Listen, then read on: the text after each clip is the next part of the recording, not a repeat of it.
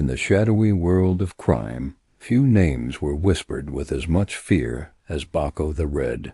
His empire, built on narcotics and brutality, stretched across the highlands, casting a dark shadow wherever it reached.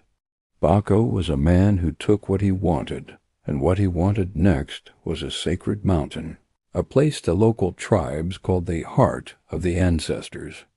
For generations this land had been untouched, a sanctuary where spirits were said to roam freely.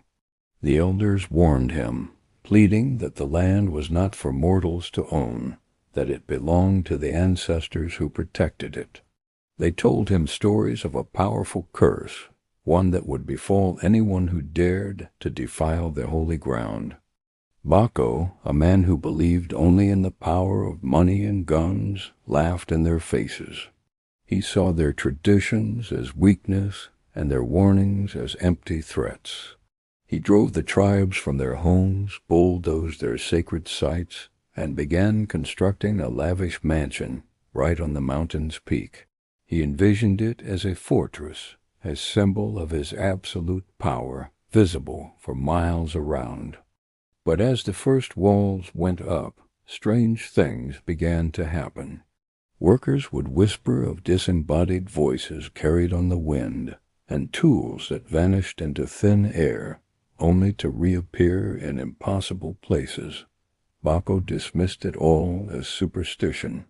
Then the curse truly took hold. It didn't come as a sudden strike of lightning or a dramatic plague. It was slow, insidious, and personal. Bako started suffering from crippling nightmares, visions of spectral figures from the mountain's history, their eyes burning with cold fury. He would wake up screaming, drenched in sweat, his own reflection in the mirror appearing gaunt and hollow. His once sharp mind grew clouded with paranoia. He saw betrayal in the eyes of his most loyal men, and heard threats in the rustling of leaves. He became a prisoner in his own unfinished fortress, haunted by the very spirits he had mocked. His empire, built on fear and a fragile chain of command, began to crumble without his clear leadership. Rivals, sensing his weakness, started chipping away at his territory.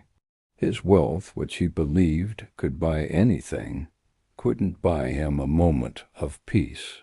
In the end, Bako the Red wasn't brought down by police raids or a rival's bullet. He was consumed